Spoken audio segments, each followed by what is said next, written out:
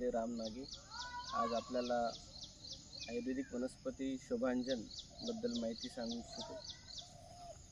याला संस्कृत भाषेमध्ये सहजन किंवा शोभांजन असं म्हणतात आणि मराठीमध्ये याला शेवगा किंवा शेवटा असं म्हणतात। आपल्याला दिसत असलेली जी वनस्पती आहे ही संपूर्ण भारतवर्षात आढळते आणि विदर्भामध्ये विशिष्टाने ही आपल्याला आढळून येते। या वनस्पतीचे सुद्धा पंचांग, पर्ण, तसेच याचा कांडभाग, तसेच मूळ भाग आणि हा आपल्याला जो लालसर कलरचा दिसतो हा याचा जो गोंद आहे खोडापासून आलेला, हा सुद्धा याचा उपयुक्त अंग आहे। तसेच याचे पुष्प आणि झाडाला आलेली जे बीज आहे ते सुद्धा उपयुक्त आहे।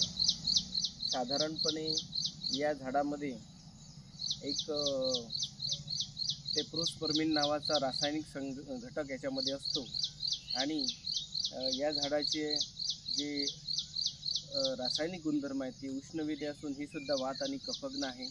तसेच आयुर्वेदादृष्टी जर पाहिलं तर ही श्वेतहर तसेच रक्तभार वर्धक असं हिला म्हणतात। तसेच विविध आजारांमध्ये सुद्धा ही उपयोगी आहे। याच्यामध्ये दिसत असलेला आपल्याला हा जो गोंद आहे हा गोंद सुद्धा दंतशूलामध्ये उपयुक्त होतो। याचे जे पर्ण आहेत ही सुद्धा आमवात तसेच संधिवातामध्ये सुद्धा श्वेतहर म्हणून याचा वापर केला जातो। तसेच याच्या मुळापासून याचे जे मूळ आहे या मुळापासून सुद्धा एक तेल निघतं। तसेच याच्या बीजामध्ये सुद्धा एक तेल निघतं, ते सुद्धा विविध आजारांमध्ये वापरलं जातं। कानाच्या विविध आजारांमध्ये सुद्धा शोभांजनचा वापर होतो।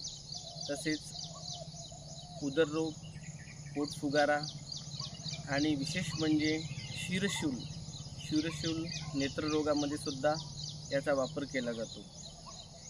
तेव्हा संपूर्ण भारतवर्षात आढळणारी ही वनस्पती आहे आणि विशेषतः कॅल्शियम तसेच आयरन रिच अशी वनस्पती आहे। या झाडाचे जी शेवगा ची शेंग म्हणून आपण उपयोगामध्ये आणू शकतो आणि तिचा नियमित आहारामध्ये सुद्धा आपण वापर केल्यास जी रक्तामुळे कमतरता झालेली असेल किंवा कॅल्शियममुळे जी कमतरता झालेली आहे ती सुद्धा भरून निघू शकते।